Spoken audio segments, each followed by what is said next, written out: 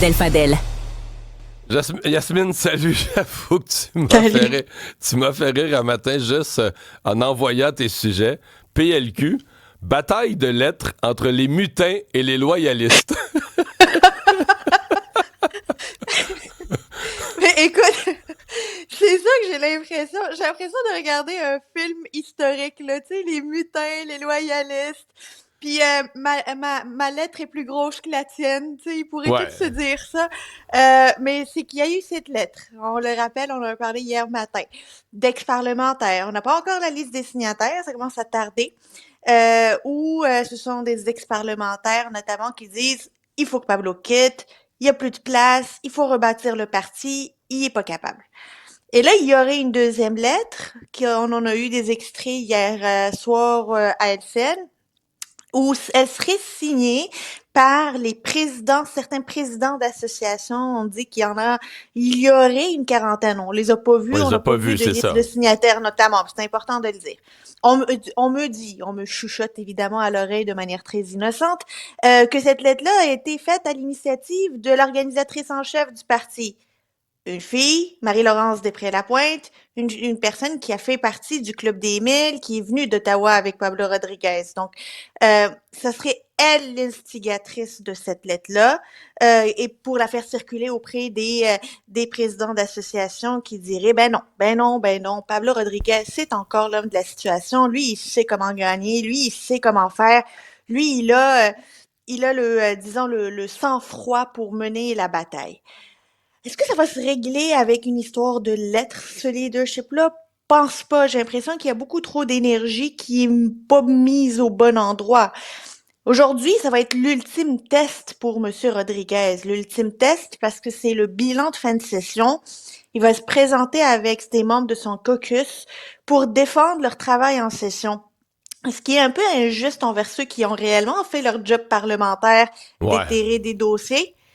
C'est que c'est pas ça qu'on va retenir du bilan de fin de session. Ce qu'on va retenir, c'est la posture sur la défensive de Pablo Rodriguez, où finalement il va avoir aspiré tout l'oxygène dans la pièce et que ceux qui ont travaillé derrière, ben ils vont pas pouvoir dire ben regardez les avancées que nous on a réussi à marquer. Et ça c'est très frustrant pour un député. Ça je le comprends bien. Sauf que moi ce que j'ai quand même noté hier, c'est que poussé vers la porte, acculé au pied du mur, on a vu quand même Pablo Rodriguez, ou je pourrais dire le camp Pablo Rodriguez avec ce que tu nous racontes, là, la lettre, plus en action, là, moins un peu passif, on sait rien. Là, ben, c'est une lettre avec des présidents de comté, c'est quand même une réplique. Lui, hier, je l'ai senti plus énergique à affirmer là, son leadership. Tout ça qui me confirme une volonté très, très, très, très ferme de rester, là. Il y a évidemment une volonté très ferme de rester. Pablo Rodriguez va s'accrocher. La question à se poser, c'est jusqu'à quand et à quel moment il pourra plus s'accrocher. Pas parce qu'il vous le voudra plus, mais parce qu'on va y faire décrocher les doigts un à un, là. Parce que là, parce qu'on a encore son actif. Je comprends que décrocher les doigts, l'image, c'est que toi, tu considères qu'il est sur le bord d'un précipice, là, puis qu'il tient. Oui, je comprends. Là, il tient, là, il fait rentrer les doigts puis les ongles à terre. Puis là, il va y avoir du monde là, qui va venir y soulever les doigts là, un à un pour qu'il tombe. C'est ça vers ça on s'en va. Parce que son actif le plus important et qui le retient, disons pour le moment, c'est l'unité du caucus. C'est l'unité du caucus, à tout le moins une unité de façade, mais on prend ce qu'on peut prendre. À quel moment cette unité va se fissurer? Hier, on a entendu à Monsef Déragi dire que lui, il est tanné, que lui...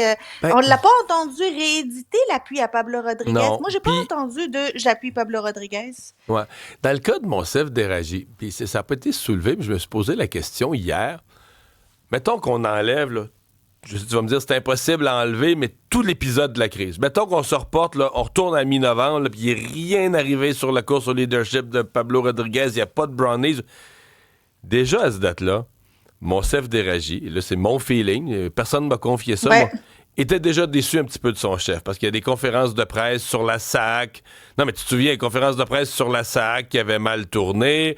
Lui avait travaillé très, très fort ses dossiers, très rigoureusement ses dossiers, connaissait toutes ses affaires par cœur. Puis là, le chef venait faire un peu, tu comprends, débarquer à la chaîne de son... Donc, Tu sais, nous autres, on a tendance à partir du point zéro de dire le jour où toute la crise a commencé avec Marois Risky. Mais je pense que déjà, à cette date-là, il n'y avait pas tous, mais il y avait quelques libéraux, dont Monsef Déragi, qui se disaient, ouais, pas si fort que ça, le nouveau chef, tu sais, dans les dossiers, là, il est pas au courant, ou il est à moitié au courant, ou il n'a pas tout lu, ou tu sais. Il y a beaucoup de membres du caucus qui disent ça. Ça, je vais te le confirmer. Là, ben du monde qui disent, ouais, les dossiers, c'est pas fort. Je vais te donner une date, parce que ce que tu soulèves est super important, Mario.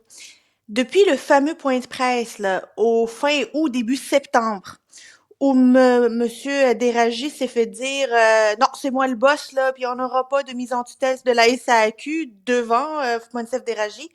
Il n'y a pas eu aucun autre point de presse avec Monsef Déragi. Pas un. Conjoint. C'était le dernier. Hey, c'est une observation intéressante, ça.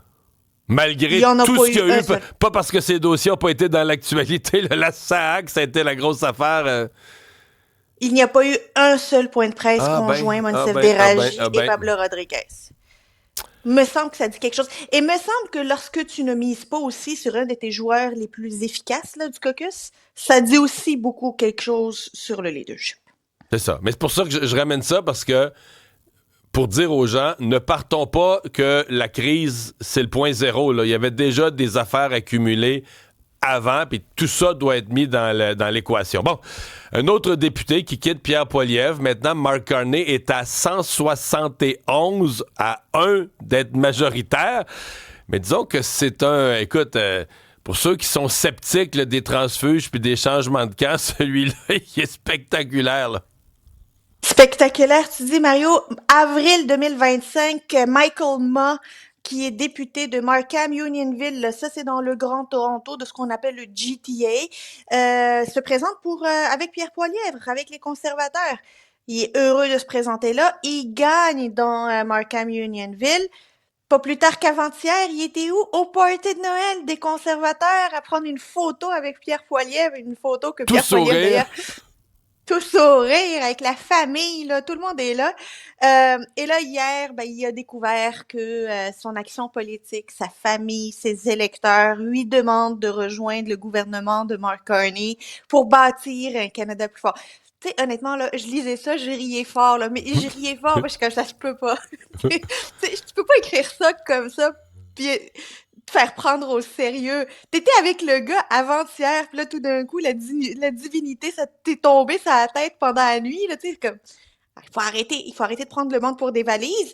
Mais on connaît peut-être pas Monsieur Ma, il est peut-être juste un chiffre de plus pour Mark Carney, mais c'est surtout un chiffre de moins pour Monsieur Poilievre, parce que je sais pas si tu as vu ça, ce sondage Angus Reid là, Mario, sur les conservateurs.